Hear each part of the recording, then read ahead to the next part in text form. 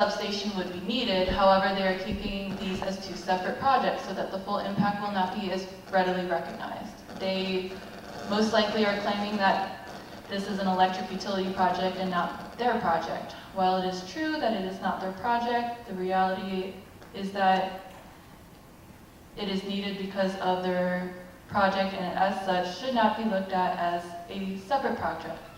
Rather, both need to be looked at as part of the overall project of what is truly needed for the MD Solar 1 project, which includes both solar arrays as well as a substation. Anything else is an attempt to disguise what the true effects of the project are. Sincerely, Michael. Ms. Proctor, did you sign in? Did I sign in? Did you sign in? No, but I can. Could you please before you leave? Yeah, sure. Thank you so much. Harry Bedford. Holiday Wagner.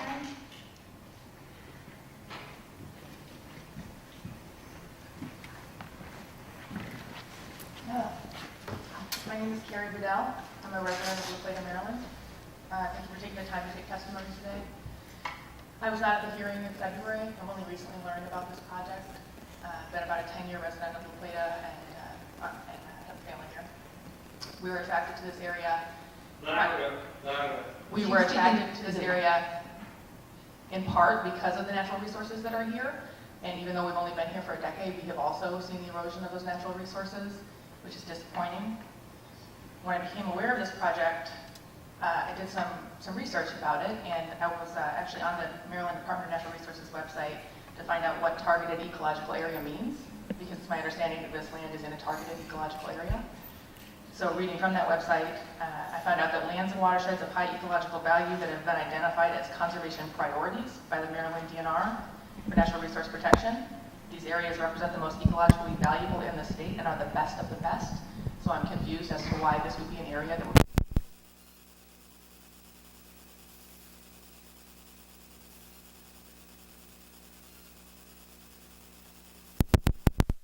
fire, natural gas, and nuclear. And I think that we've done enough to supply power to Washington, D.C. I don't think another power plant should be constructed down here at our expense. Thank you.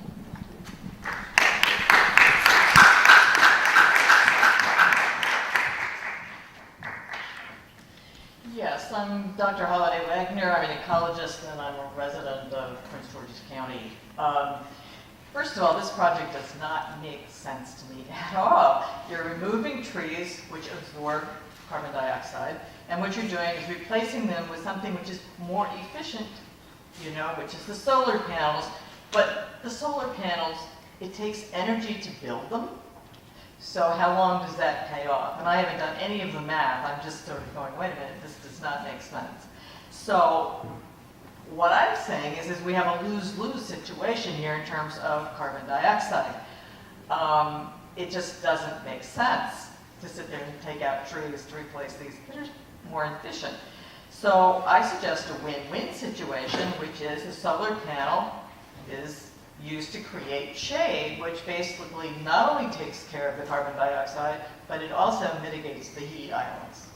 And it just so happens, the first time I heard about this project, I think the Washington Post put out a heat map for Washington, D.C., the heat islands. And I thought, oh, look at that. You could put it over this whole area, and you wouldn't be running all this, air conditioning all the time. Okay, so I'm sitting here going, wait a minute, that's really a win-win-win-win. I mean, you could put it over on top of your parking lots, and it's cooler for the cars, and you don't use air conditioning so much in your cars. But anyway, you don't have to go into this lose-lose situation. One of the things that kind of astounds me is that Georgetown University, they are so much in themselves about, okay, we're doing all this for the environment. But I've just learned a new term which is called stovepiping. And stovepiping says, okay, CO2, this is just an example, you have CO2 up here, we're going to solve the CO2 problem, and never mind the fact that an ecological system, you're actually losing species. I don't know much about the streams, but I know that there's going to be runoff. And we're into a period of climate change, so you're going to have more droughts, okay? And you're going to have more really heavy rains. And the trees actually really mitigate that because the rain doesn't hit the ground and run off into the stream, okay, along with whatever petroleum products, and somebody was talking about weed killer. Oh, okay, I'll talk fast. Okay, so it's going to be warmer in there, so we have more heat island kind of effects, and we have more invasive species. And there was this wonderful thing that came out of the UN, which talks about we can't afford to lose species. And don't think about birds. I mean, you could, but really think about the things you can't even see that may be the only place you can find it. Thank you.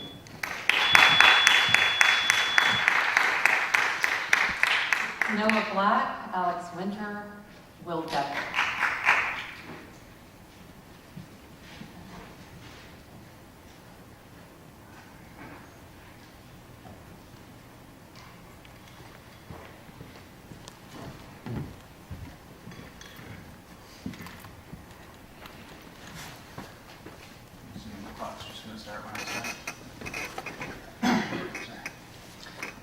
So good evening. My name is Noah Black. I'm coming all the way from Northern Virginia,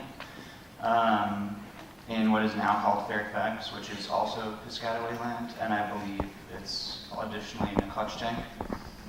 I'm here as a representative of several George Mason University organizations, including Students Against Israeli Apartheid, the Native American and Indigenous Alliance, and Radical Organizers for Socialism and Equity. And we represent over 150 students at George Mason, specifically the Fairfax campus.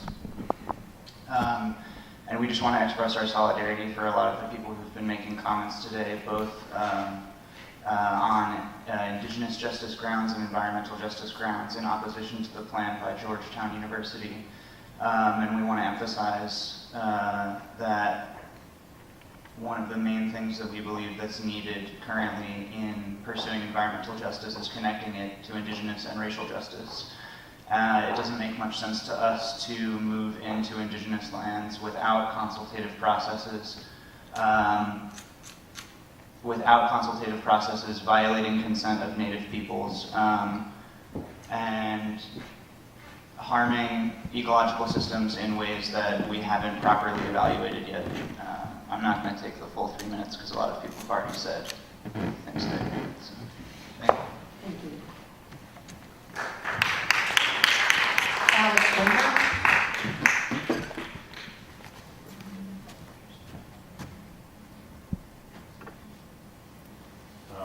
Alex Winter, Grimes Road. If there were actually a climate crisis, and what you do is you would look for everything you could do to address it. And even if you are looking at it as it's very late in the game, we're going to have to do, we're going to have to adapt. It's a distinction without a difference. If there really were a big problem with climate change, you would not consider taking off forest to put on solar when the solar could go on existing impervious surfaces, like rooftops, industrial buildings, which could have been done in La Plata, but the city of La Plata didn't do it because it is run by dinosaurs.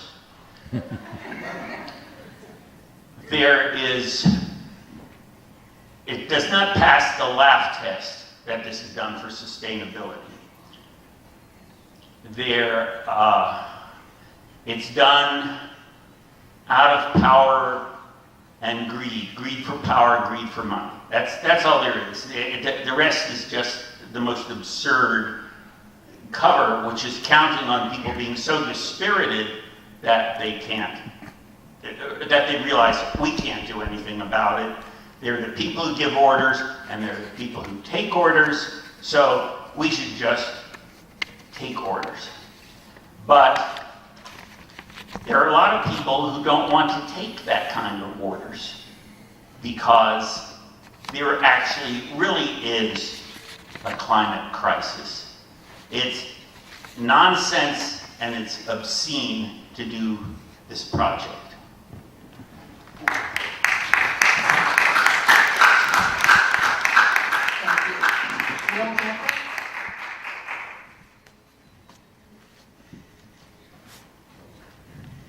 Good evening, Will Decker. I'm here to oppose what is neither a green project nor one with any substantial gains, including any energy gains for the residents of Charles County or citizens of Maryland.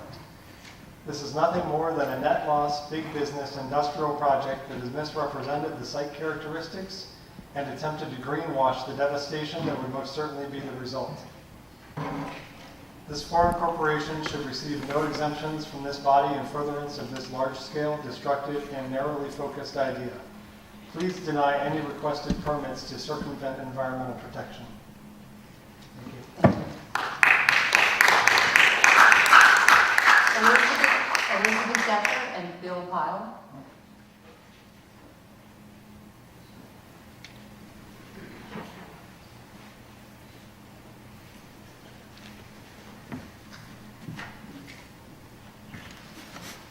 Hi, thank you.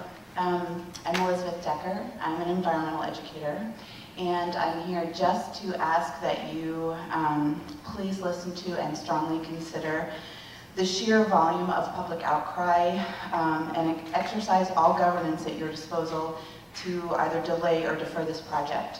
I understand that Georgetown University is in possession of the results of an independent study, and that their good faith effort would have been to release those findings prior to this hearing. We certainly don't have that, so that's one piece of information I think that we're lacking. But the larger issue is that we're facing a worldwide collapse of biodiversity, and many very articulate people have suggested that we need transformative change. But at our local level, my question to you is, who should deliver that transformative change? Where should that happen? And if not in this case, with so much destruction for very little gain, such that we have a net loss scenario, what would be the project that would be denied, if not this one? I've also heard discussions about a blueprint for solar for Maryland, and I think that any projects that are this significant should be deferred until such time as we have an understanding of where solar should be sited and a full representation of all of the facts to allow us to make a better decision. So I would respectfully request that you deny any environmental permits, at least until we have more meaningful and useful information. Thank you.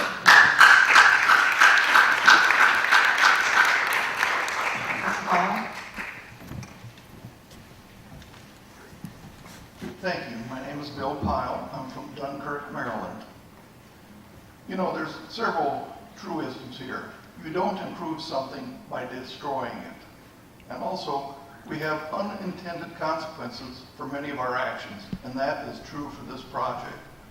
The clear cutting of 240 acres of trees is a step backward in addressing the development of clean, renewable energy. We should be preserving our forests, not destroying them when other options are available. If millions of homes and businesses across the U.S. have been able to install solar panels successfully, why isn't this proposed solar farm following that model? These homeowners and businesses have reduced their energy bills and at the same time are producing massive amounts of clean, renewable energy. Why isn't Georgetown University using this approach? It has many buildings on campus which could be used as platforms to mount this solar farm.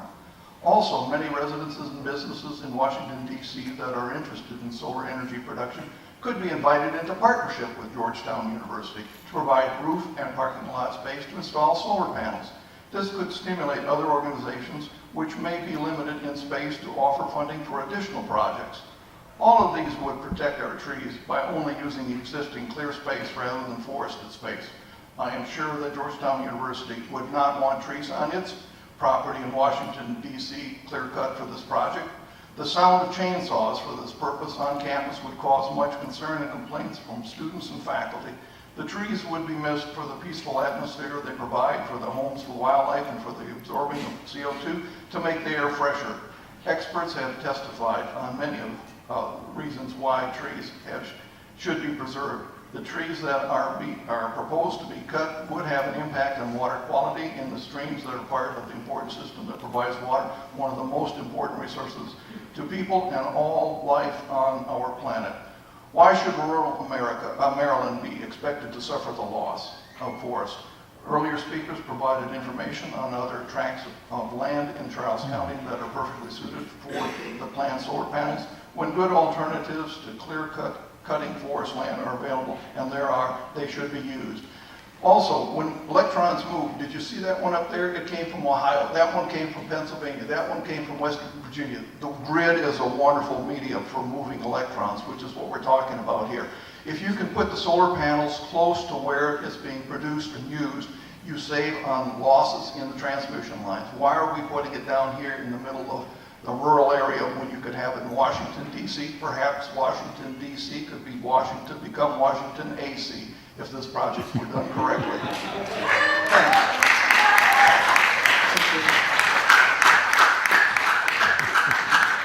Tracy Blair. Tracy Blair?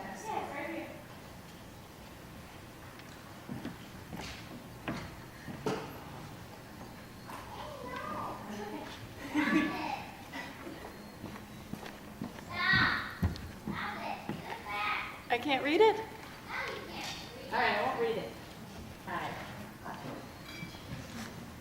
Ms. Blair? Hi, my name is Tracy Blair.